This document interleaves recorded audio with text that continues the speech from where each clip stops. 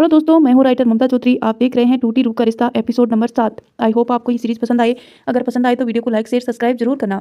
खाना खाने के बाद अति अपने कमरे में आ गई, जबकि जशन अपने कमरे से चला गया। अब नियति भी उसका इंतजार नहीं कर रही थी, क्योंकि उसने अपने दिमाग में कल के लिए पूरी प्लानिंग कर ली थी। अब उसे जशन से कोई जवाब नहीं चाहिए था, बल्कि सीधा अति को ही अपना जवाब देना था। जशन भी आया और चुपचाप उसके बगल में लेट गया।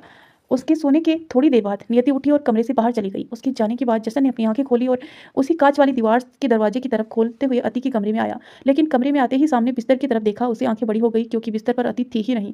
उसने नजरें घुमाई तो देखा सामने अति दीवार से लगकर हाथ बांधे उसकी तरफ ही देख रही थी, जब जैसे कब से उसका ही इंतजार कर रही हो।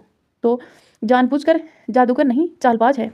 तो जनाब जादूगर नहीं चालबाज है, अति ने उसको देखकर व्यंग से कहा। क्या करूं, अपनी बीबी से मिलने के लिए थोड़ी बहुत चालबाजी करनी पड़ेगी, जशन भी उसकी तरफ बढ़ते हुए बोला। उसे अपनी बीबी कहना हमेशा अति के दिल को तार छेड़ जाता था। उसे अच्छा लगता था जब जशन उन दोनों के रिश्ते को पति पत्नी के रिश्ते का नाम देता था, लेकिन अगले ही पल उसकी जहन में नियति का नाम कौन जाता और उसके चेहरे की सारी मुस्कुराहट और दिल की सारी खुशी गायब हो जाती। तो जाइए, अपनी बीबी के पास यहाँ क्यों आए हैं, अति ने कहा और वहां से हटने लगी। लेकिन तब तक जशन उसके बिल्कुल करीब पहुंच चुका था।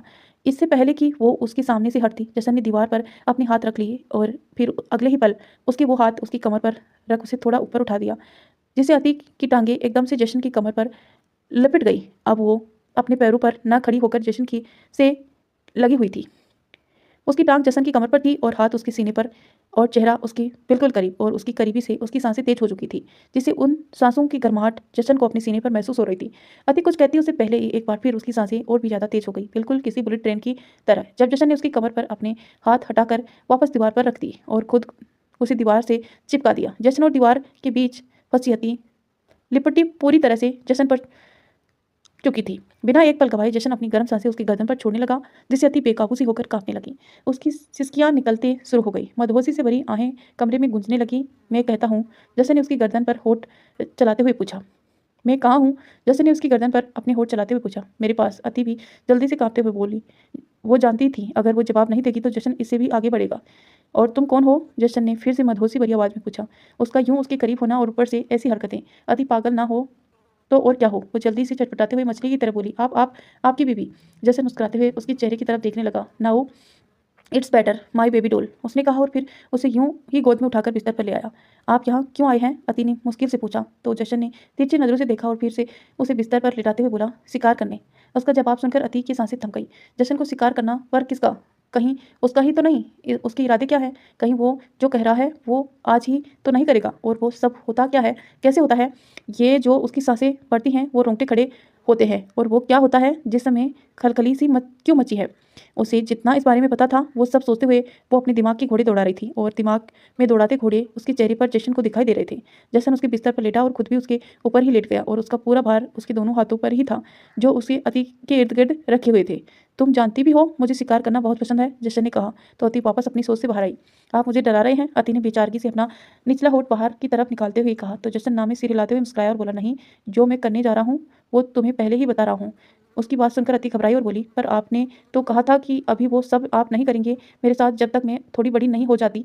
पर शिकार का तुम्हारे बड़े होने से क्या लेना देना, वो तो किसी भी उम्र में किया जाता है, और उम्र जितनी छोटी हो उतना ही ज़्यादा मजा आता है। You know wait I mean, कहते कहते जशन ने उसकी हल्की सी आंख मारी। छी छी, कैसी बातें कर रहे हैं आप, अति ने अपने गालों पर हाथ रखते हुए कहा। तो जशन मुस्कुराया और बोला, तुम रुको, मैं तुम्हें अभी करके दिखाता हूँ, देखना मुझसे ज़्यादा मज़ा तो तुम्हें आएगा। नहीं नहीं, मुझे कोई मज़ा नहीं चाहिए, मुझे सिर्फ दर्द होगा। और आप मुझे दर्द कैसे दे सकते हैं, आप तो मुझसे प्यार करते हैं ना, उसने रोनी सी शक्ल बनाकर कहा। तो जशन की मुस्कुराहट और ज़्यादा बड़ी हो गई। अगर उसकी बीवी डोल उसके मज़े ले रह सकती है तो वो भी कम नहीं है। वो उसके ऊपर से हटा और अपने कपड़े उतारने लगा। अब वो सिर्फ शॉर्ट में था। चलो अब तुम भी कपड़े उतारो, जशन ने अति की तरफ देखकर कहा। तो अति को सच में डर लगने लगा। उसका दिमाग बिल्कुल खाली हो गया। जशन का सीना और उसके जिस्म से आती गर्मी जो उसके करीब होने को महसूस कर रही थी, उसके होश उड़ा रही थी। प्लीज़ ऐसा मत करिए ना, उसने डरते हुए कहा। उसने सच में नहीं सोचा था कि जशन उसके साथ जबरदस्ती भी करेगा। जशन ने उसे यूँ देखा तो मुश्किल से उसकी हंसी कंट्रोल की और एकदम सख्त होकर हुए बोला, मुझे मजबूर मत करो। क्यों? क्योंकि मैं तुम्हारे साथ ज़बरदस्ती बिल्कुल नहीं करना चाहता। उसकी बात सुनकर अति की आंखें नम हो गई, पर फिर भी वो धीरे-धीरे अपने कपड़े उतारने लगी, क्योंकि वो जानती थी अगर उसने खुद उसके से अपने कपड़े नहीं उतारे तो जशन को तो 1 मिनट भी नहीं लगेंगे उसके कपड़े फाड़ने में। धीरे-धीरे वो अपनी टी-शर्ट और लोअर निकाल चुकी थी और अब सिर्फ इनरवियर में ही थी। जशन की बॉडी किसी पत्थर की तरह थी तो अति उतनी ही ज़्यादा सॉफ्ट, एकदम किसी रुई के खोए की तरह या गुलाब की पंखुड़ी की तरह। जशन का बदन तपती हुई आग थी तो अति का जिस्म बर्फ की तरह ठंडा। उसे यूँ देख जशन को भी कुछ-कुछ होने लगा। उसको पाने की सोच से ही उसे भी कुछ होता था, लेकिन उसका खुद पर कंट्रोल बहुत ज़्यादा था। उसने अति को घुमाकर अपनी गोद में बिठाया और अति एकदम चिढ़ उठी। जशन ने अति को घुमाकर अपनी गोद में बिठा लिया, जिससे अति एकदम से चिढ़ उठी। जब उसकी ठंडी पीठ जशन के तपते हुए सीने से लगी तो एकदम बिजली का करंट उसके शरीर में दौड़ता हुआ महसूस हुआ। जशन ने कंबल खींचकर उन दोनों पर ओढ़ ली और उसकी हालत और भी ज़्यादा सख्त होने लगी। अब हम दोनों करेंगे शिकार, पर पहले ही बता रहा हूँ, एक बार मैं करूँगा तो दूसरी बार तुम्हें करना होगा।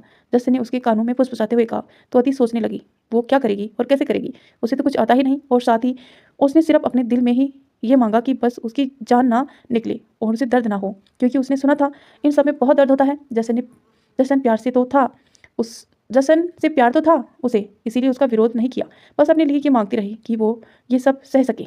तभी अचानक से जशन ने अपना फ़ोन उसके आगे बढ़ाया और उसमें से एक गेम ऑन कर दिया और नाम था let's go on the Hunt. अगले ही पल वो गेम ऑन हुई तो उसमें से एक प्लेयर छिप कर सामने खड़े लोगों को मारता और उसे पॉइंट्स मिलते। अति देखती ही रह गई। वो अब बस बेहोश नहीं हुई, बाकी सुन वो पूरी तरह से हो चुकी थी। उसने सुन सी नज़रों से जशन की तरफ हल्का सा मुड़कर देखा। उसके चेहरे पर छाई शर्माती मुस्कुराहट देखकर ही अति को समझ आ गया कि अब तक जशन सिर्फ उसे मजे ले रहा था। अगले ही पल उसका नाक गुस्से में फूलने लगा और वो चिढ़ते हुए बोली, आप इस शिकार की बात कर रहे थे? हाँ और क्या, तो तुम कुछ और समझ रही थी? जशन ने बिल्कुल अनजान बनते हुए कहा। तो अति का मन किया उसके हाथों में फ़ोन ले और फिर उसका सिर फोड़ दे। करीब आधे घंटे में उसने उसकी जान हलक में अटका रखी थी। रुको, तुम्हारी बारी भी आएगी, तुम्हें भी बहुत मजा आएगा, जशन ने गेम खेलते हुए ही कहा। तो अति अब पूरी तरह से चिल गई। उसने जशन के हाथों से फ़ोन खींचा और उसकी गोद में पटक कर बैठ गई और एकदम अचानक से अपने होठ उसकी सीने से रख लिए। जशन भी इस वक्त तो हल्की सी आ निकल गई, क्योंकि उसकी बेबी डॉल इस वक्त जंगली बिल्ली की तरह उस पर लपक गई थी। उसके सीने को अपने होठों से चूम नहीं बल्कि एक तरफ से चूस रही थी, जिसे जशन के दर्द से आ निकल गई। लेकिन उसने अति को रोका नहीं। वो एक जगह से अपने होठ ऊपर करती और अगले ही पल दूसरी जगह रख देती और वहाँ भी लव बाइट कर देती। जानबूझकर मुझे तड़पा रहे थे ना, अब खुद भी दर्द से तड़पिए, फिर आपको पता चलेगा शिकार कैसे होता है। उसने अपने होठों को उसके सीने पर अलग अलग कहा और एक बार फिर उसके सीने पर अपने होठ रख दी। लेकिन अब जशन ने उसके हाथों को जकड़ा और थोड़ी जोर लगाते हुए उसके ऊपर ही रोक लिया। अगले ही पल अति उसके नीचे थी और वो उसके ऊपर, और एक गाना उन पर बिल्कुल फिट था। शिकार खुद यहाँ शिकारी हो गया। जब जशन ने उसकी हाँफती हुई सांसें महसूस की तो जल्दी से वह उसकी छाती से ऊपर नीचे हो रही और गर्म सांसें सीधा जशन की सांसों से टकरा दी। बेबी डॉल, इस शिकारी के शिकार की उम्र थोड़ी कम है, वरना तुम्हें अभी बता देता शिकार होता कैसे है, लेकिन इसका मतलब ये नहीं कि उस शिकार को तड़पाओ भी ना, जशन ने उसकी आंखों में देखते हुए कहा। और अब तक जो अति कर रही थी अब वो खुद करने लगा। अति भी तेज तेज आह भरने लगी, उसकी भी दर्द से सिसकियां निकलने लगी। जशन ने उसकी सिसकियां सुनी तो मुस्कुराया और अब हल्का हल्का उसे चबाने लगा। अति उसकी पीठ पर अपने नाखून गाड़ रही थी, उसकी धड़कनें और भी वो भी खुद दोनों बेकाबू हो रहे थे। जशन ने उसके हाथों को अपने हाथों में जकड़ लिया तो अति खुद को उसमें समेटने लगी, पर जशन एक पल के लिए भी नहीं रुका। वो लगातार उसके सीने पर चूम रहा था और कभी गर्दन पर आता तो कभी ईयरलो पर। उसके होठ अति के जिस्म पर ऐसे चल रहे थे जैसे किसी कागज पर स्याही जो अपनी रंगत छोड़ ही जा रही थी। जैसन उसे अलग हुआ और घुटनों के बल बैठ गया।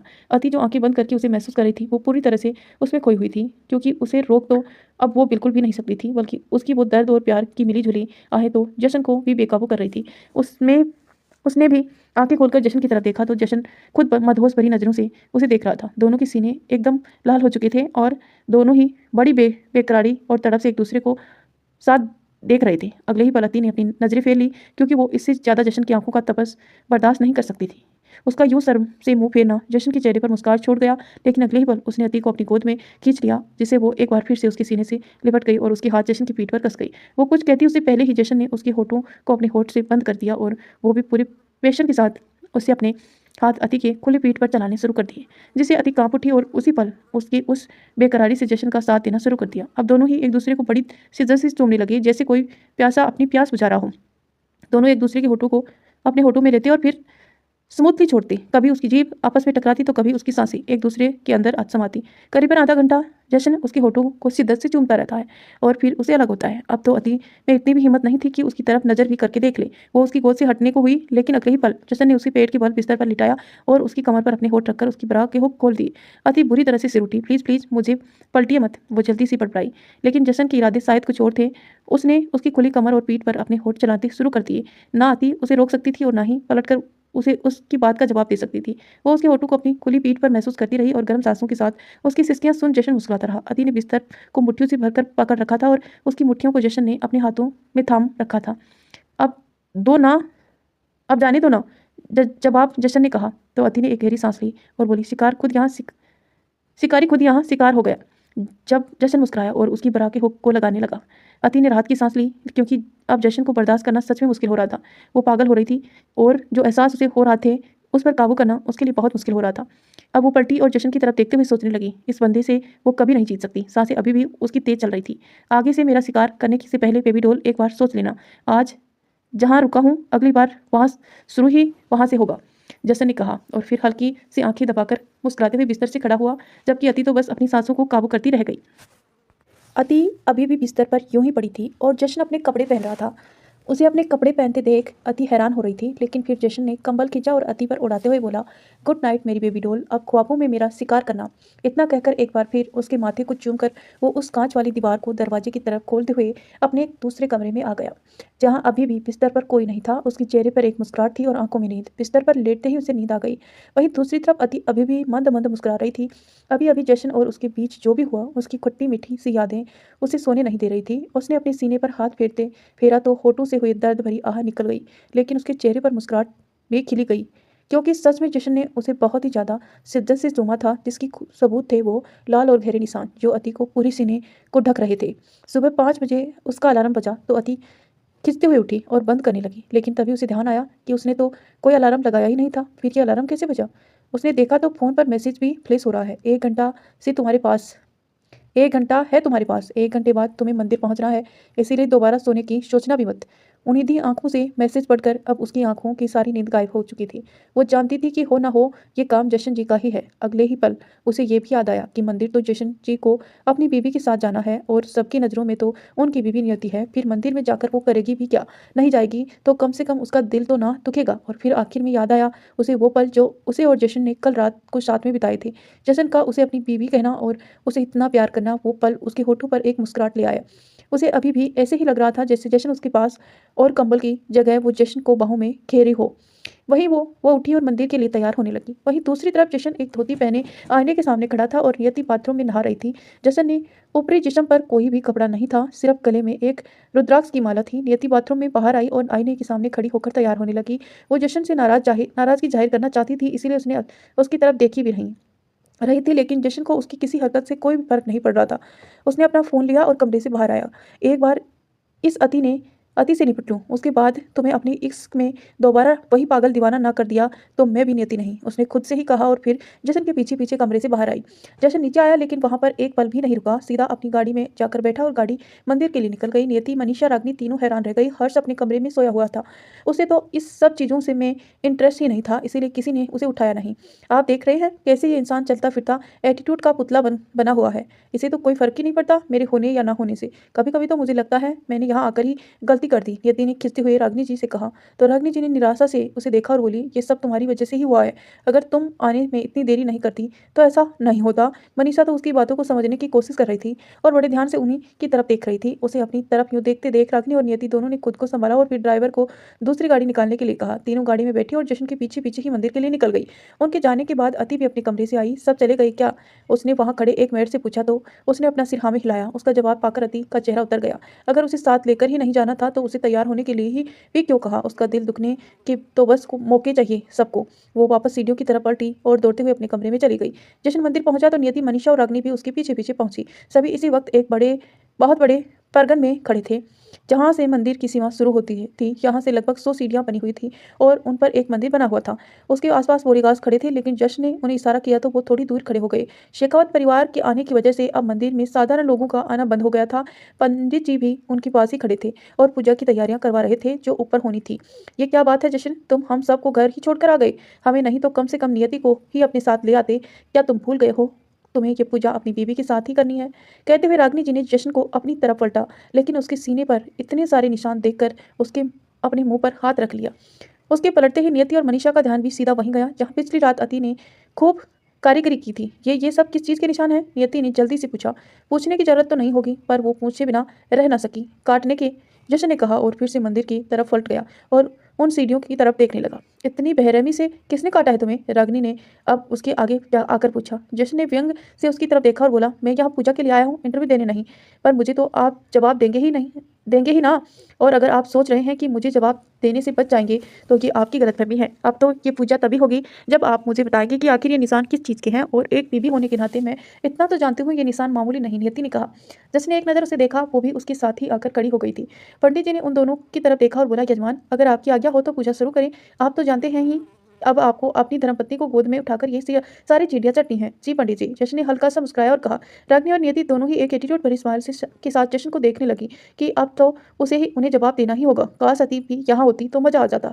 जशन रागिनी की तरफ पलटा और कुछ कहने ही को हुआ, लेकिन नियति ने पहले ही मुंह बनाया और बोली, पहले आप मुझे जवाब दीजिए कि ये निशान कैसे, तभी मैं आपके साथ पूजा के लिए जाऊंगी। जशन हैरानी से उसे देखता रहा और फिर अगले ही पल उसके चेहरे पर एक लंबी सी मुस्कुराहट आ गई, क्योंकि उसे सामने से अति आती हुई दिखाई थी। पिंक कलर की साड़ी जिसमें वो गुलाब के फूलों की तरह खिल रही थी। हाथों में भर भर चूड़ियां, गले में हैवी ज्वेलरी, स्वागन का श्रृंगार उस पर खूब जच रहा था। उसका यूं मुस्कुराता हुआ चेहरा नियति को हैरान कर रहा था। नियति ने बढ़ते हुए भाव देखकर जशन हैरानी से उसे देखता रहा। पिंक कलर की साड़ी जिसके वो गुलाबी फूल की तरह खिल रही थी, हाथों में भर भर कर चूड़ियां, गले में हैवी ज्वेलरी और सुहागन का श्रृंगार उस पर खूब जच रहा था। उसका यूं मुस्कुराता हुआ चेहरा नियति को हैरान कर रहा था। उसने भी पलटकर पीछे की तरफ देखा तो हैरान रह गई। अति ने इस वक्त शेखावत खानदान की खानदानी साड़ी और ज्वेलरी पहन रखी थी, ऊपर से पूरा सुहागन वाला श्रृंगार, तो उसके होश उड़ गए थे। उसके साथ 2 गार्ड चलते हुए आए और जिसके हाथों में भरे हुए थाल थे, जो शायद मंदिर के लिए दक्षिणा भरे हुए थे। अति जशन के पास आई और उसके साथ खड़े होते हुए बोली, बहुत गुस्सा आ रहा है मुझे आप पर? खुद तो यहाँ आ गए, मुझे अकेला वहाँ छोड़कर नहीं आया था। बेबी डॉल, अगर तुम्हारे साथ आता तो शायद तुम्हारा ये रूप में इतने होश नहीं उड़ा पाता तुम्हारे ये रूप मेरे इतने होश नहीं उड़ा पाता। अति जब नीचे हॉल में आई तो सब लोग जा चुके थे। वो भी निराश होकर अपने कमरे में जाने के लिए पलट गई और सीढ़ियां चढ़कर अपने कमरे में चली गई। लेकिन इससे पहले कि वो दरवाजा बंद करती, रमा आंटी उसके दरवाजे पर आई। इस वक्त उसके हाथ में एक थाल था। ये सब सामान जशन बाबा ने तुम्हारे लिए भिजवाया है, जल्दी से ये पहनकर तैयार हो जाओ। बाहर गाड़ी में ड्राइवर तुम्हारा इंतजार कर रहा है, उन्होंने कहा है और फिर वो सामान अंदर कमरे में रखकर वहां से चली गई। अति हैरानी से वो सामान देखने लगी, लेकिन उसके चेहरे पर आई उदासी अब मुस्कुराहट में बन चुकी थी। और ये सब क्यों भिजवाया आपने मेरे पास? अति ने साड़ी और ज्वेलरी की तरह इशारा करते हुए पूछा। तो जशन मुस्कुराया और बोला, ये सब खानदानी है और घर की बहू पहली बार कोई पूजा अपने हाथों से करने जा रही है तो ये सब तो जरूरी है ना। नियति को कब से उसकी बातें सुन रही थी, उसके होश पूरी तरह से उठ चुके थे। उसने जशन का कंधा पकड़कर अपनी तरफ खींचा और बोली, ये क्या बकवास कर रहे हैं आप इस घर की बहू कैसे बोल सकते हैं? आप इसे घर की बहू कैसे बोल सकते हैं? आपकी बीवी मैं हूँ और ये सब आपके इसे पहनने के लिए क्यों दिया? इस पर सिर्फ मेरा हक बनता है। जशन ने उसकी तरफ देखा। उसके चेहरे पर छाई बौखलाहट और बेचैनी देखकर उसे सुकून मिल रहा था। उसने अपना कंधा छुड़वाया और पंडित जी की तरफ देखते हुए बोला, जी पंडित जी, अब पूजा शुरू करें। ऐसे कैसे पूजा शुरू की जाए? ये पूजा मेरे बिना नहीं हो सकती और अब तो मैं ये पूजा तब तक नहीं करूंगी जब तक मुझे आप बताएंगे नहीं कि आखिर ये सब हो क्या रहा है। आपने इस लड़की को इतनी कुछ कैसे दिया और ये आपके साथ किस हक से खड़ी है? नियति ने ऊंची आवाज में कहा तो पंडित जी भी रुक गए। उन्हें खुद नहीं समझ आ रहा था कि आखिर जशन किस के साथ ये पूजा करेगा। रागिनी और मनीषा दोनों के होश उड़ चुके थे। उन्हें तो ये बिल्कुल नहीं सोचा था कि जशन नीति के सामने भी अति को अपनी पत्नी स्वीकार कर लेगा और फिलहाल तो उनकी हरकतों से यही लग रहा था कि वो यही करने वाला है। मैंने पहले भी कहा है, मैं यहाँ पूजा करने आया हूँ, किसी को अपनी इंटरव्यू देने नहीं। इसीलिए मुझसे जो भी सवाल जवाब करना है घर जाकर करना, फिलहाल मुझे पूजा करने दो। जशन ने सख्ती से कहा और अति का हाथ पकड़ लिया। उसका अति का यूं हाथ पकड़ना नियति के गुस्से को हद से ज्यादा बढ़ा गया। उसने उन दोनों का हाथ अपने हाथों से पकड़ा और अलग करते हुए बोली, आपकी हिम्मत भी कैसे हुई मेरे सामने इस लड़की का हाथ पकड़ने की? और फिर वो अति को तरफ घूमी और बोली, और तुम्हारी हिम्मत कैसे हुई यहाँ मेरे पति के साथ खड़ी होने की? निकलो यहाँ से। उसे अति के गले से वो ज्वेलरी खींचनी चाहिए, लेकिन जशन ने उसका हाथ एकदम सख्ती से पकड़ा और उसकी आंखों में देखने लगा। उसका चेहरा गुस्से से कांपने लग गया था। उसकी हरकत से अति बिल्कुल सहम गई। वो तो वैसे भी यहाँ नहीं आना चाहती थी, लेकिन अगर नहीं आती तो जशन का गुस्सा तो उसने बिल्कुल भी नहीं संभाला जाता। सोच समझकर हाथ लगाना मेरी बेबी डॉल को। जिन हाथों में मैंने कभी चूड़ियां पहनाई है उन्हें चूड़ियों की तरह तोड़ने से मुझे बिल्कुल वक्त नहीं लगेगा। जशन ने नियति की आंखों में देखते हुए कहा, और उसकी आंखें ही बता रही थी कि किस वक्त वो जो कहता है रहा है उसे सच में करने के बिल्कुल वक्त नहीं लगाएगा। उसकी बात सुनकर ही आंखें बड़ी हो गई और वो खिंचते हुए जशन से बोली, इस लड़की के लिए आप मेरा हाथ तोड़ेंगे? बीवी है वो मेरी, और उसके लिए तो तुम्हारा क्या पूरी दुनिया के हाथ तोड़ दूं? आपकी बीवी मैं हूँ, ये लड़की नहीं। हाँ तुम थी, जब तक तुम मेरे साथ थी। जिस दिन तुम मुझे छोड़कर गई उसी दिन ही हमारी शादी टूट गई थी, क्योंकि जब इंसान खत्म होता है तो उसके साथ जुड़े सभी रिश्ते भी खत्म हो जाते हैं। अपनी मर्जी से आपको छोड़कर नहीं गई थी मैं, मेरा एक्सीडेंट हुआ था, नियति ने कहा और जशन ने अपना हाथ छुड़ाया। रागिनी और मनीषा तो दोनों एक एक कदम पीछे हो गई। जब जशन नियति के हाथ को यूं पकड़ सकता है तो उनका हाथ तो सिर्फ पकड़ेगा नहीं बल्कि तोड़ ही देगा।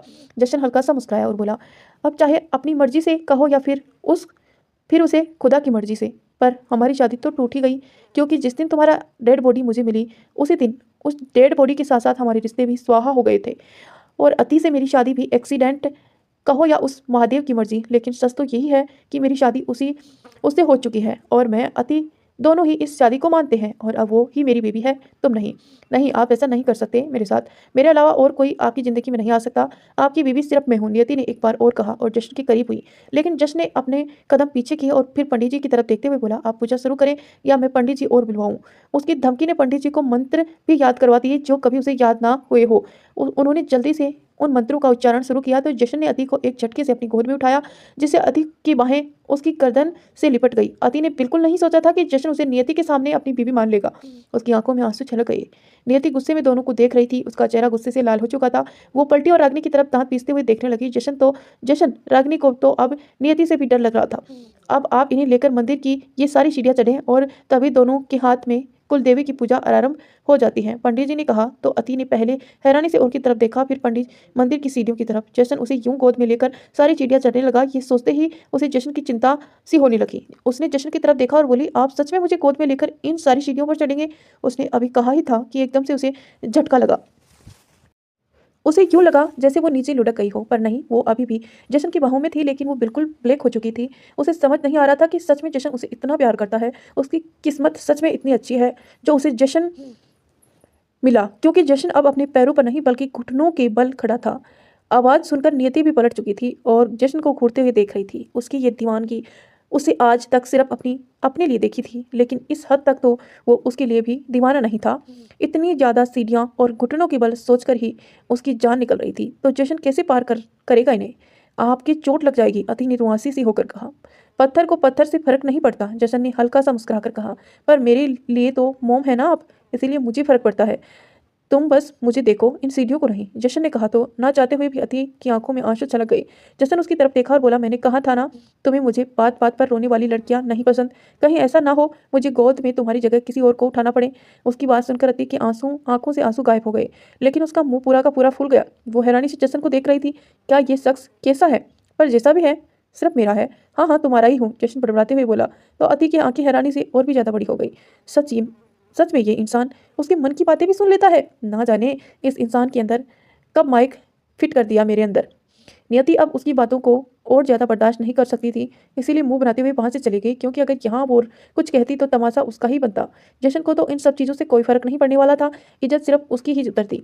वो तो चली गई थी, लेकिन मनीषा और रागिनी तो वहाँ से जा भी नहीं सकती थी, क्योंकि उनकी तो इस वक्त वो हालत थी, वो ना घर की थी और ना घाट की। अगर यहाँ रहती तो जशन और अति को देखकर कलपती रहती और यहाँ से जाती तो बाद में जशन की तीखे सवालों का जवाब उन्हें ही देना पड़ता। जशन को अति की गोद में उठाकर लेकर जाना था, लेकिन बाकी सब लोग तो लिफ्ट से जा सकते थे, इसीलिए मनीषा और रागिनी पंडित जी के साथ लिफ्ट से मंदिर में चली गई और जशन अति को अपनी गोद में लिए आगे बढ़ रहा था। दोनों बस एक दूसरे की तरफ देख रहे थे। अति शर्मा जाती तो जशन डांट कर उसे अपनी तरफ देखने के लिए मजबूर कर देता। उसे बर्दाश्त नहीं होता कि उसकी बेबी डॉल उसके अलावा कहीं और भी नजरें डाले, या कह लो कि अपनी बेबी डॉल की नजरें वो बस खुद पर पाना चाहता था।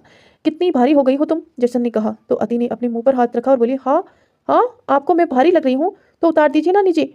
क्यों मुझे बार बार गोद में उठाने के बहाने ढूंढते रहते हैं? कल रात भी तो गोद में। कहते कहते वो चुप हो गई। शर्म के मारे उसने अपनी नजरें झुका ली। बोलो बोलो, क्या बोल रही थी तुम, जशन ने कहा। तो अति ने अपना चेहरा शर्म के मारे उसके सीने में गड़ा दिया। यूं ही एक दूसरे के साथ छेड़खानी करते हुए वो मंदिर में पहुंच चुके थे, जहां पर अब उन्हें कुलदेवी की पूजा करनी थी। पंडित जी ने दोनों के हाथों में पूजा करवाई और आखिर में जशन के हाथों में अति की मांग में सिंदूर भरवा गया। एक चुटकी सिंदूर वाला डायलॉग शायद जशन ने काफी सीरियलों में ले रखा था, इसीलिए एक चुटकी नहीं बल्कि पूरी एक मुट्ठी सिंदूर की उसे अति की मांग में सता दिया था। आखिर में जशन ने रागिनी जी के पैर छुए तो उन्होंने जशन और अति को हमेशा साथ रहने का आशीर्वाद दिया। जी जरूर, अगर अलग तो मैं अति को खुद ही अलग तो मैं अति को खुद से दूर कभी होने भी नहीं दूंगा, जशन ने अति का हाथ अपने हाथ में पकड़ते हुए कहा। अति को तो सोच कर डर लग रहा था कि अब घर जाकर क्या होगा, नियति क्या कहेगी। उन दोनों की शादी को वो भी मानती है, लेकिन जशन की पहली बीवी तो नियति ही है ना, और पहली बीवी होते हुए उसकी शादी की तो कोई मान्यता ही नहीं। कहीं वो सच में उसे उसके बीच तो नहीं आ गई? अगर उसे जशन से दूर होना पड़ा तो जशन के बिना वो कैसे रहेगी? अगर पहले उन्हें यहाँ से चले जाने के लिए कहा जाता तो वो चली जाती, लेकिन अब तो वो पूरी तरह से जशन की हो अपना चुकी है, उसे प्यार करती है, वो नहीं रह पाएगी जशन के बिना। लेकिन अगर नियति ने जशन को मना लिया, अगर नियति की बात मानकर जशन ने ही उसे यहाँ से जाने के लिए कह दिया, तो ना जाने कितने ही प्रश्न उसके दिमाग में घूम रहे थे और कितनी ही चिंता उसके मन में घेर कर खड़ी थी, जिसका सिला ये हुआ कि वो बेहोश होकर नीचे जमीन पर गिर पड़ी। उसके यूं बेहोश हो जाने से जशन को तो यूं लगा जैसे किसी ने उसकी जान निकाल ली हो। उसने जल्दी से अति को अपनी गोद में उठाया और उस पर पानी छिड़कने लगा। सुबह से उसने कुछ खाया नहीं था, शायद इसीलिए उसे चक्कर आ गए थे। बेबी डॉल, तुम ठीक हो ना? जशन ने बेचैनी से पूछा। रागिनी और मनीषा दोनों ही वहां पर मौजूद थे। जशन की हालत देखकर रागिनी जी के मन में कुछ पकने लगा था, जिसकी खुशबू शायद मनीषा के ने उसके चेहरे के एक्सप्रेशन देखकर ही पहचान ली थी। अति हल्का सा मुस्कुराई और अपना सिर हाँ में हिलाई, लेकिन अंदर से अब भी वो बहुत परेशान थी। थोड़ी देर में वो सब घर के लिए निकल गए। रागिनी और मनीषा अलग गाड़ी में गई और अति जशन के साथ गाड़ी में गई थी, और इस वक्त जशन ने उसे अपनी बाहों में भर रखा था, पर अति अभी भी बेचैन थी। उसे क्यों देख जशन ने उसका हाथ अपने हाथों में लिया और बोला, तुम्हें कुछ भी सोचने की जरूरत नहीं है, मैं सब संभालूंगा। अति की आंखें फिर से नमी से भर गई। उसने भी जशन का हाथ अपने हाथ में कसकर पकड़ा और बोली, मैं आपसे दूर नहीं जा पाऊंगी, तुम्हें खुद से दूर जाने भी नहीं दूंगा मैं, अगर तुम चाहो तो भी नहीं, जसन ने कहा और अति को अपनी सीने से लगा लिया। थोड़ी देर में दोनों शेखावत मिशन पहुंचे तो अति गाड़ी से बाहर कदम रखने को हुई, लेकिन जशन ने उसका हाथ थाम कर उसे गोद में खींच लिया। अब गोद में क्यों उठा लिया मुझे? मैं तो भारी हो गई हूं ना? अभी कहाँ भारी, अभी तो तुम्हें भारी करने की जिम्मेवारी है मुझ पर, जशन ने शरारती अंदाज में कहा। तो अति नासमझी में उसे देख रही थी। उसे यूं देखकर जशन ने उसे कान में कुछ कहा, जिसे सुनकर अति ने रसगुल्ले जैसा मुंह फुलाकर उसे देखा। जितना तेज है ये बंदा, कितना तेज है ये बंदा। इधर उसकी अभी के बारे में सोच सोच कर जान निकल रही है, और ये बंदा दूर की प्लानिंग कर बैठा। और बच्चे, सच में अभी तो वो खुद एक बच्ची है। आप ऐसे कैसे सोचते हैं? वो एकदम से बोली। मैं तो ऐसे ही करने वाला हूँ, और तुम सोचने की बात कर रही हो, पर मैं आपको ऐसे कुछ नहीं करने दूंगी। वो उसके सीने पर हल्का सा मुक्का मारते हुए बोली, और तब तक वो दोनों दरवाजे पर पहुंच गए। अति ने अंदर की तरफ देखा तो सामने का नजारा देखकर वो हैरान रह गई। जसन ने उसे गोद में नीचे उतारा। अति ने अंदर का नजारा देखा तो हैरान रह गई। जशन ने भी उसे उस वक्त गोद से उतारा, क्योंकि उसने पहले ही फोन करके रमा आंटी से गृह प्रवेश की तैयारियां करने को बोल दिया था, और चौखट पर रमा आंटी वही सब तैयारियां करके खड़ी थी। उन्हें घर की दहलीज पर चावलों से भरे एक कलश रखा हुआ था, और उसके आगे ही आगे आलते से भरी एक थाल रखी हुई थी। दरवाजे पर तोरण भी बांधे हुए थे। अति ने सोचा भी नहीं था कि उसका इस घर में ऐसे वेलकम होगा। उसे हैरानी और खुशी के मिली जुले भाव से जशन की तरफ देखा तो जशन मुस्कुराया और बोला, वेलकम होम मिसेस अति जशन सिंह शेखावत। इस बार जशन का मिसेस जशन सिंह शेखावत कहना तो अति का दिल बहुत जोरों से धड़का गया। उसे यकीन ही नहीं हो रहा था कि ये सब सच में हो रहा है। उसने जशन का हाथ अपने हाथ में पकड़ा और बोली, मुझे चिकोटी काटो, क्योंकि मुझे लग रहा है ये सब सपना देख रही हूँ। अगर सपना भी है तो आगे बढ़कर इसे पूरा करो, क्योंकि तुम सिर्फ सपने देखोगी। अब उन्हें पूरा करना मेरी जिम्मेदारी है, और तुम्हारा यह सपना तुम्हारी आंखों से चोर कर इसी पल में पूरा कर दिया मैंने, जशन ने कहा, और उसके गाल पर हाथ रखकर, जो काफी था ये बताने के लिए कि अति सपना नहीं, हकीकत में ये सब पल जी रही है। बाद में अपनी बात से मुकर तो नहीं जाएंगे ना आप? बड़े मासूमियत से अति ने पूछा। उसकी मासूमियत का दीवाना जशन उसके इस सवाल से तो घायल ही हो गया। उसने अति के सिर पर हाथ रखा और बोला, तुमसे ऊपर तो कुछ भी नहीं। रागिनी और मनीषा दरवाजे की दूसरी तरफ खड़ी होकर उन दोनों को देख रही थी, और इस वक्त जल भुनकर बिल्कुल कोयला हो चुकी थी। लेकिन रागिनी ये सब नजरअंदाज भी नहीं कर सकती थी। जशन को रोकना तो उसकी औकात से ही बाहर था, इसीलिए वो चाहे या ना चाहे जशन के हर काम में उसे शामिल होना ही पड़ेगा। अति मुस्कुराई और मुस्कुराते हुए दरवाजे की तरफ बढ़कर कलश पर पैर से गिराने लगी। जशन भी मुस्कुराया और उसके साथ ही आगे बढ़ाया, लेकिन इससे पहले ही अति कलश को पैर लगाकर अंदर की तरफ गिराती किसी ने अपना पैर उस कलश पर लगाया और उसे एक झटके से हवा में उड़ा दिया, जिससे कलश में रखे सारे चावल हवा में फैलते हुए दरवाजे पर बिखर गए और वो कलश कहीं दूर जाकर गिरा। नियति सिर्फ इतने पर नहीं रुकी, उसने उस अलते से भरी थाल को भी पैर से हटा दिया, जिससे वो सारा लाल गाढ़ा पानी पूरे फर्श पर फैल गया। ऐसा लग रहा था जैसे नियति अपनी काबू पूरी तरह से खो चुकी है। वो गुस्से में घूरते हुए अति की तरफ देख रही थी। वह नहीं, दुल्हन का स्वागत किया जा रहा है, मांग में भर कर सिंदूर भरा जा रहा है, एक बीबी के होते हुए दूसरी शादी की जा रही है, नियति ने ताली बजाते हुए कहा, और फिर अचानक से जशन की तरफ बढ़ी और उसके कंधे से खींचते हुए बोली, पर ऐसी उम्मीद मत करना कि मैं भी इन सब बातों को मानूंगी। इस घर की बहू सिर्फ मैं हूँ, तुम्हारी पत्नी सिर्फ मैं हूँ, और मेरे होते हुए तुम्हारी शादी किसी और से नहीं हो सकती। मंदिर में भी मैंने तुम्हें कुछ नहीं कहा, क्योंकि मैं वहाँ तमाशा नहीं करना चाहती थी, लेकिन इसका मतलब ये नहीं कि तुम कुछ भी बकवास करोगे और मैं तुम्हारी बात मान लूंगी। इस लड़की को मैं तुम्हारी बीवी कभी नहीं बनने दूंगी। तुम्हारी बीवी, तुम्हारा प्यार और तुम्हारा सब कुछ सिर्फ मैं हूँ, कुछ नहीं हो तुम मेरी। हमारा जो भी रिश्ता था खत्म हो चुका है। अब सिर्फ अति मेरी बीवी है और इस घर की बहू, और तुम्हें जो भी तमाशा करना है इस घर से बाहर जाकर करो। आज मैं अपनी बीवी को अपने घर में गृह प्रवेश करवाना चाहता हूँ और ऐसा करने से मुझे कोई नहीं रोक सकता। जशन ने बहुत ज्यादा शक्ति से कहा और नियति के हाथ अपने कंधे से नीचे हटा दिए। लेकिन नियति ने अपने हाथ फिर से उसके कंधे पर रखे और बोली, रोक सकती हूँ, बिल्कुल रोक सकती हूँ, तुम्हें रोकना मेरा हक है। हमारी शादी हुई है और तुम हमारी शादी को यूं ही नहीं खत्म कर सकते। हमारी शादी तो उसी दिन खत्म हो गई थी जिस दिन तुम्हारा एक्सीडेंट हुआ था, और उस जगह से जो डेड बॉडी मुझे मिली थी उसका संस्कार किया था मैंने। तब तुम से जुड़ा हर निशान, हर रिश्ता मैंने खत्म कर दिया था।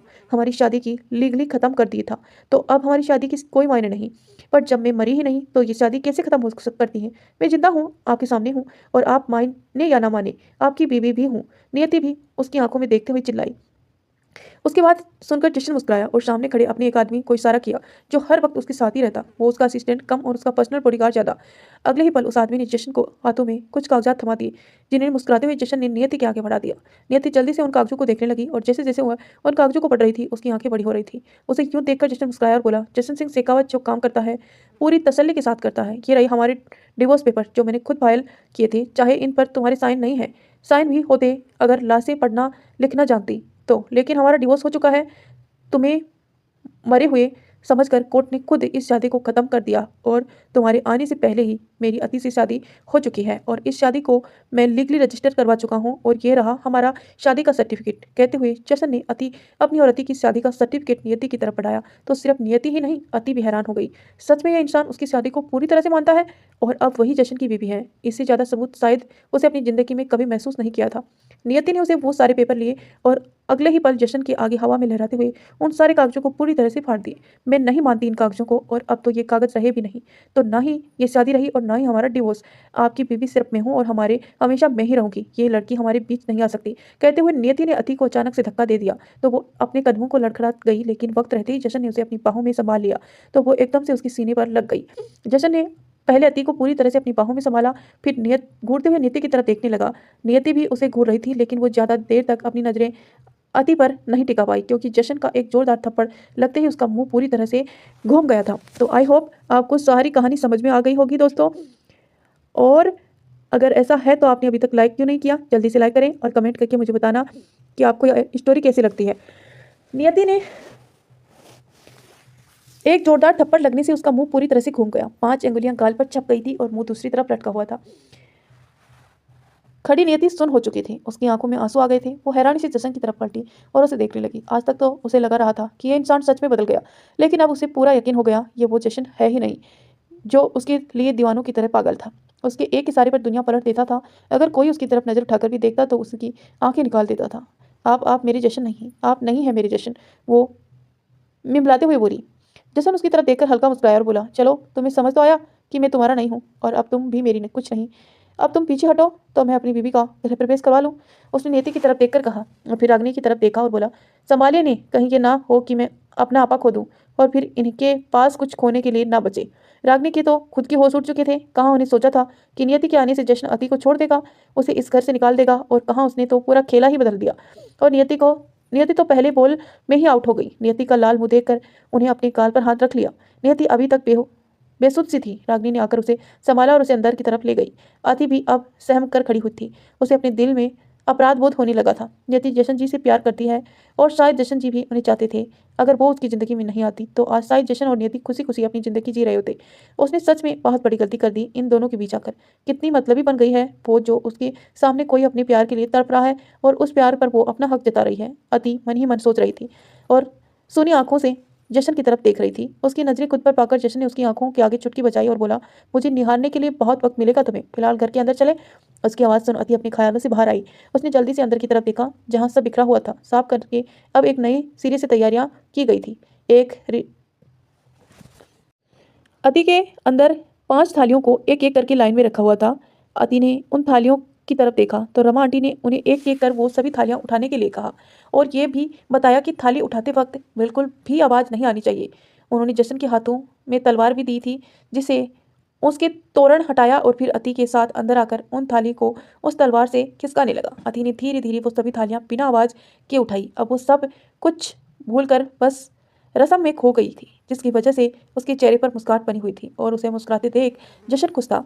मनीषा की आंखों में आंसू नहीं आए बस, वरना अति को जशन के साथ ये सब रस्में करते देख उसका दिल पूरी तरह से टूट रहा था। कहाँ उसने सोचा था कि नियति पहले अति को घर से बाहर निकाल देगी, फिर वो नियति को अपने रास्ते से हटाकर जशन के करीब हो जाएगी, और कहाँ नियति ही इन सब में बुरी तरह से फेल हो गई। अब तो उसका तो कोई चांस ही नहीं बचा था। गृह प्रवेश के बाद दोनों अंदर आए तो रमा आंटी ने हॉल में उनकी एक रस्म की तैयारी भी कर रखी थी, जो थी दूध से भरे बर्तन में अंगूठी ढूंढने की रस्म। अति चेखते हुए उस तरफ बढ़ी। इस रस्म के बारे में उसने बहुत सुना था और बड़े ख्वाब भी देखे थे कि कभी वो भी इस रस्म को करेगी, लेकिन जो उसके साथ हुआ इन सब में शायद उसने ख्वाब तो लगभग मर भी जाते अगर जशन ने दोबारा सांस न दी होती। जशन और अति दोनों एक दूसरे के सामने बैठे थे और उसके बीच था वो दूध से भरा बर्तन। मनीषा ने ना चाहते हुए भी अंगूठी उसमें घुमाई और जशन और अति दोनों की उस अंगूठी को ढूंढने लगे। अति का ध्यान उस बर्तन में था तो जशन का सारा ध्यान अति के चेहरे पर, जहाँ पर इस वक्त दुनिया भर की खुशियां बिखरी हुई थी। अति बेटा, कहते हैं जो इस अंगूठी को ढूंढता है घर पर उसी का राज चलता है, रमा आंटी ने कहा तो अति ने अपनी स्पीड और ज्यादा बढ़ा दी। जशन ने दूध से में ही अपना हाथ पकड़ लिया और बोला, इस घर पर ही नहीं मेरी बेबी डोल, इस बंदे पर भी तुम्हारी हुकूमत चलेगी, लेकिन हुकूमत बेशक से तुम्हारी हो, प्यार में मर्जी मेरी होगी। दुनिया तुम्हारे कदमों में होगी, लेकिन तुम मेरी बाहों में होगी। दुनिया हमेशा तुम्हारे कदमों में होगी, लेकिन तुम मेरी बाहों में होगी। इतना कहकर उसने वो अंगूठी अति के हाथों में पहना दी। अति के गाल शर्म से लाल हो गए। जशन को सबके सामने यूं कहना उसे शर्म से चाशनी में डुबाने पर मजबूर कर दिया। मनीषा और ज्यादा देर वहां खड़ी नहीं रह पाई और उतरा हुआ मुंह लेकर वहां से चली गई। वहीं दूसरी तरफ आंखों में गुस्से की आग लिए नियति रागिनी की तरफ देख रही थी। क्या कहा था आपने कि अगर मैं जशन को छोड़कर चली जाऊं तो वो पागल हो जाएगा? जी नहीं, पाएगा मेरे बिना और तिल तिल मरेगा मेरे प्यार के लिए। लेकिन मेरे प्यार में लेकिन हुआ क्या? देखा आपने कैसे उसने उस लड़की के लिए मुझे थप्पड़ मारा? मेरे प्यार का भूत उसके सिर से इतनी जल्दी उतर गया। मेरी याद में तड़पने के बजाय वो किसी और से शादी करके उसके साथ रस्में निभा रहा है। क्या कहा था उसने? हाँ, गृह प्रवेश माय फुट। वो कमरे में इधर उधर टहलते हुए बोल रही थी। उसका पूरा बदन गुस्से से कांप रहा था और बेकाबू होते हुए वो कुछ भी बोल रही थी। आज तक किसी ने मेरे साथ ऊंची आवाज में बात भी नहीं की और उसने मुझे थप्पड़ मारा, मुझे नियति अग्रवाल को? नहीं, ऐसा बिल्कुल नहीं हो सकता। मैंने उसे जितने हल्के में लिया था वो उतना पागल भी नहीं। बहुत तेज निकला वो। मेरे जाते ही उसने हमारी शादी को खत्म कर दिया। मैंने सोचा था मेरी याद में रो रो कर वो खुद खत्म हो जाएगा, लेकिन उसने तो हमारी शादी ही खत्म कर दी। पर नहीं, मैं ऐसा नहीं होने दूंगी। मैं चाहे जो मर्जी करूं, लेकिन कोई मेरे साथ ऐसा नहीं कर सकता। मैं किसी को छोड़कर जाऊं, लेकिन कोई मुझे नजरअंदाज नहीं कर सकता। वो उस लड़की के साथ नहीं रह सकता, बिल्कुल नहीं। वो अभी भी गुस्से में बोले रही थी। उसे यूं देखकर रागिनी अपनी जगह से खड़ी हुई और बोली, शांत हो जाओ नियति, ये वक्त दिमाग से काम लेने का है। ऐसे खुद पर काबू खोकर हम जशन को काबू नहीं कर सकते। उसकी बात सुनकर नियति ने उसकी तरफ देखा और खिंचते हुए बोली, तो आप ही बताइए मैं क्या करूं? क्या कहा आपने कि मैं वापस आ जाऊं तो वो पागल की तरह मेरे पीछे पीछे फिरेगा, मेरी दीवाना बनकर घूमेगा, मेरे वापस आते ही वह अति को छोड़ देगा? लेकिन हुआ क्या?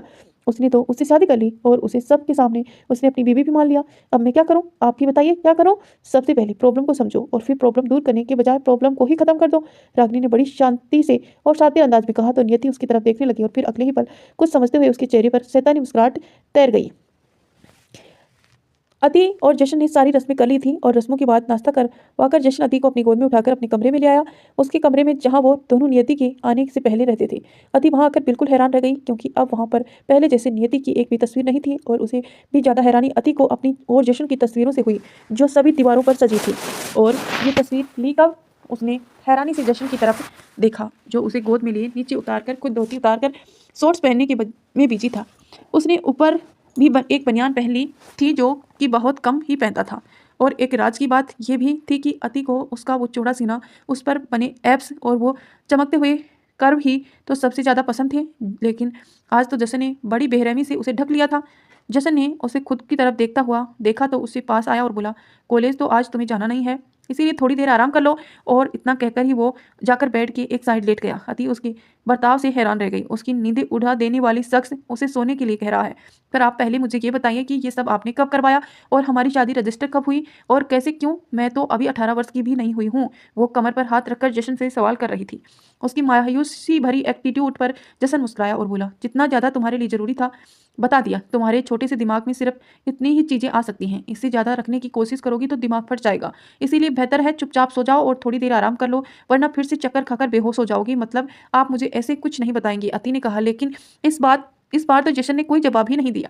अति एक पल के लिए उसे देखती रही, फिर कपड़े बदलने चली गई। बाथरूम से बाहर आकर वो धीमे कदमों से जशन की तरफ बढ़ी और जशन की बनियान को पकड़कर उसके अंदर ही घुस गई।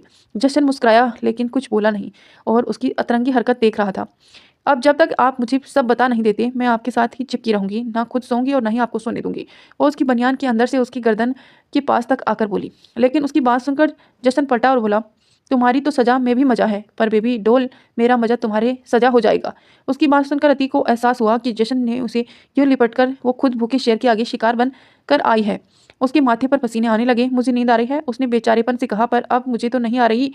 आप बार बार ऐसे आंखें खोले और बंद कीजिए, जल्दी से आ जाएगी। उसने अपनी पलकें बार बार झपकाते हुए कहा। अच्छा ऐसे क्यों? अति ने जवाब दिया और उसकी बनियान से निकलने लगी। लेकिन जशन ने उसे अपनी बाहों से कस लिया और मुस्कुराते हुए बोला, पर अब मेरा मूड बदल गया।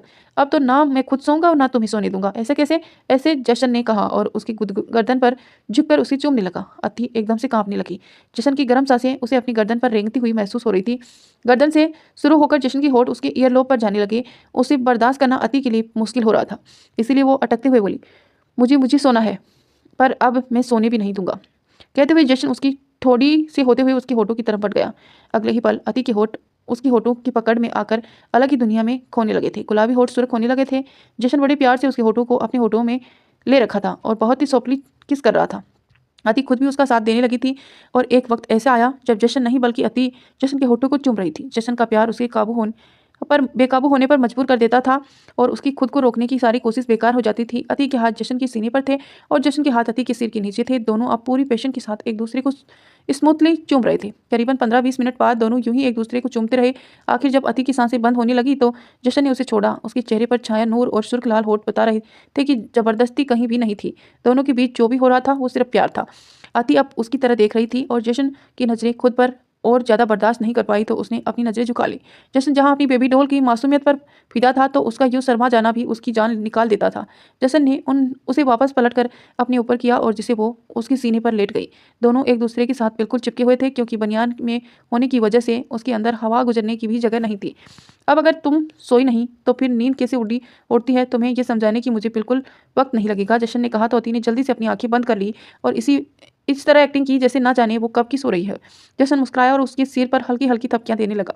ऐसे नहीं था कि उसे सच में नींद आ रही थी, लेकिन फिलहाल उसके दिमाग में कुछ चल रहा था जिसके के लिए अति का सोना जरूरी था। वो नहीं चाहता था कि अति अपने दिमाग पर बिल्कुल भी प्रेशर ले और ना ही वो अति के सामने ऐसे कुछ करना चाहता था जिससे वो उसकी मासूमियत पर फर्क पड़े। अपनी बेबी डॉल को वो हमेशा बेबी डॉल ही बने रहने देना चाहता था और हुआ भी ऐसा ही। थोड़ी देर में अति गहरी नींद में सो गई। जशन ने उसे बनियान से निकालने के बजाय वो बनियान खुद पर से ही उतार दी और उसके माथे को चूमकर बेड से उठा और फिर टी शर्ट पहनकर कमरे से बाहर आया।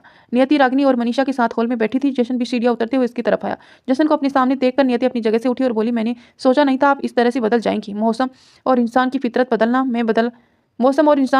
है बदलना, मैं बदला तो कौन सा गुनाह हो गया? गुनहगार तो आपने मुझे बना दिया, ना चाहते हुए भी मुझे पर ही मेरी जिंदगी बर्बाद करने का इल्जाम लगा दिया। कोई इल्जाम नहीं लगाया मैंने, जो सच था वो तुम्हारे सामने है। उसकी बात सुनकर नियति व्यंग से मुस्कुराई और बोली, सही कहा आपने, जो सच था वो तो मेरे सामने है और मैं आज तक एक झूठ में ही जीती रही कि आप मेरा इंतजार कर रहे होंगे, मेरे बिना मर मर कर जी रहे होंगे। आपको आज भी अपनी नियति का इंतजार होगा, लेकिन आप तो अपनी ज़िंदगी में आगे बढ़ रहे हैं। मुझे ढूंढने की बजाय आप तो अपनी ज़िंदगी में खुशियाँ ढूंढ रहे हैं।